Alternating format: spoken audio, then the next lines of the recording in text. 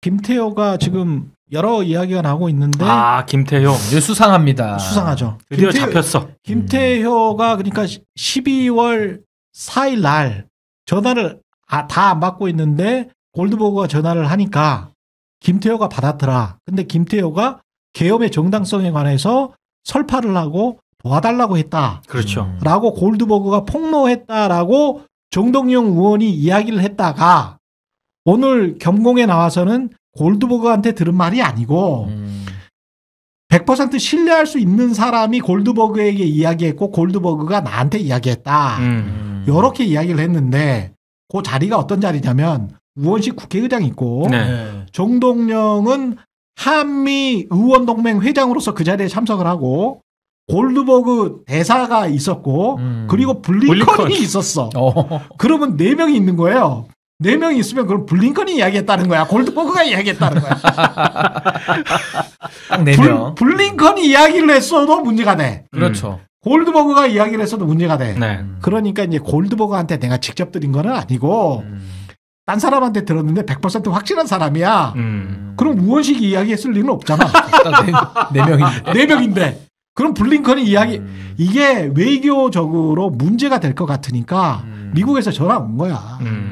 정동영 의장이 그 이야기를 해버리면 안 되고 그거 좀 돌려라고 하니까 한겨레나 다른 데서는 단독으로 야 이거 골드버거한테 직접 들었대. 이렇게 이야기를 했다가 나중에 이제 경공에서는 오늘 아침에는 아니 직접 들은 건 아니야. 100% 신뢰할 만한 사람한테 들었어. 이렇게 이야기를 했지만 사실 보여지기로는 골드버거한테 직접 들었다. 저도 그렇게 봅니다. 네. 그렇게 봐야 될 것 같고요. 이게 상황상 정말 재밌는 게 김태효 나오는 사진 있잖아요. 연합뉴스 옛날 사진인데 네. 이때 김태효 있고 조태용이 있고 이충면이라는 사람이 있어요. 저기 이충면. 김태효 라인이죠. 김태효 라인입니다. 네. 저 사람 외교비서관이거든. 예. NSC의 김태효 라인이야. 네네네. 근데 이충면이를 모시는 사람이 누구냐면 유창호라는 사람이야. 유창호는 누구냐? 외교부의 부대변인이냐.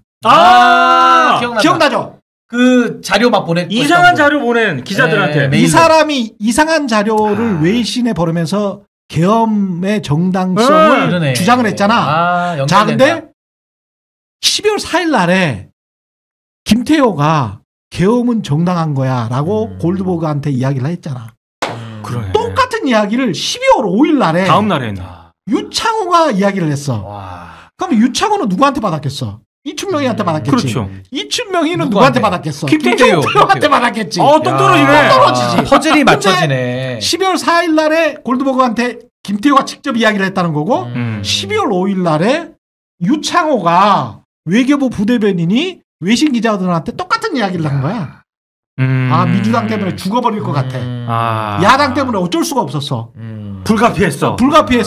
계엄은 정당했어. 제발 알아줘. 그거를 유창호는 외신한테 이야기를 했고 바로 이틀 전도 아니지. 하루 전이지.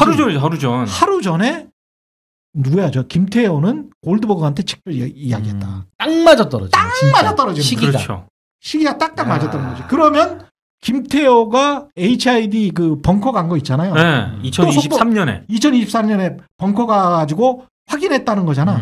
근데 벙커는 장군들도 못 간다며. 그러니까 HID는 네. 그 김병주 의원 있잖아요. 그렇죠.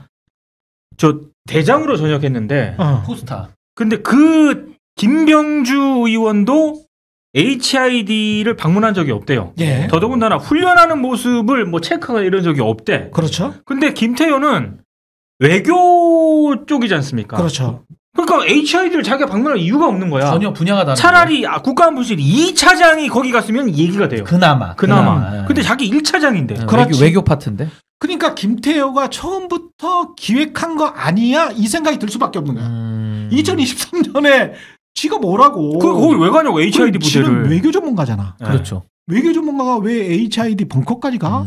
벙커까지 가서 감금 시설을 한번 쭉 둘러본 거 아니야. 요 정도면 갱쓸만하네 얘기 된 거죠. 근데 투스타, 쓰리스타도 못 간대잖아. 김병주 대장 출신이 그렇게 이야기하잖아요.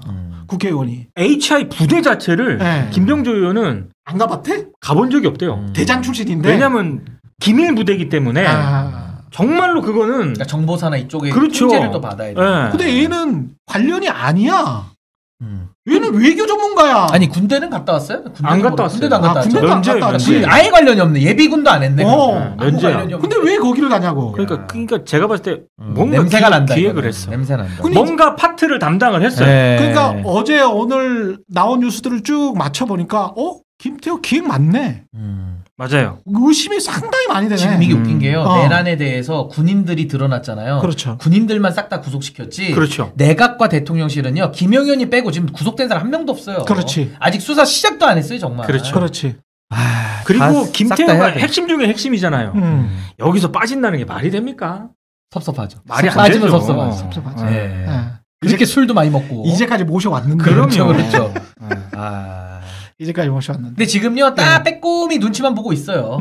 지금 다들 이제 수사망 좁혀오니까. 그렇죠. 그래서 지금은 뭐 신원식부터 해가지고 뭐 난 계엄 뜯어 말렸다, 뭐 모른다 다 이러고 있잖아요. 그렇죠. 빨리 수사해서 이거 정말 다 끝을 봐야 됩니다. 제가 볼 때는. 뒤에도 여러 가지 뉴스를 제가 좀 섞어 왔는데 못 하겠습니다. 시간도 다 됐고, 할 수가 없어. 뒤에는 경제 문제라서 좀 복잡한 문제야. 경제. 복잡. 근데 경제 지금 너무 심각한데 정말. 아니 간단하게만 말씀드리면 네. 이런 거예요.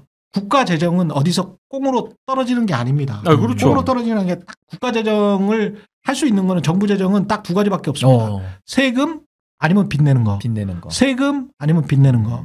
근데 세수가 부족하잖아요. 네. 세수가 부족해서 지난번에도 수십조 부족했고 올해도 뭐 100조 뭐 이런 이야기가 나오고 있고 내년에도 마찬가지일 겁니다. 왜냐하면 세제를 그런 식으로 해놨기 때문에. 세수 펑크가 계속 세수 펑크가 계속 나지.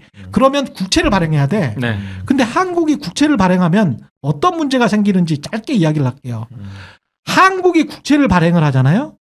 그러면 국채는 발행될 거야. 한국 정도의 신인도를 가지면. 국채는 발행해. 그럼 돈이 어떻게 몰립니까? 국채한테 몰리지. 그렇죠. 국채한테 몰리잖아요. 그러면 국채에 몰리면 시장의 회사채가 힘들어져.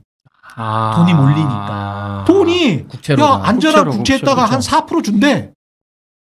그래 한국 정부가 망할 리는 없잖아. 그렇죠. 중앙 정부가 망할 리는 없잖아.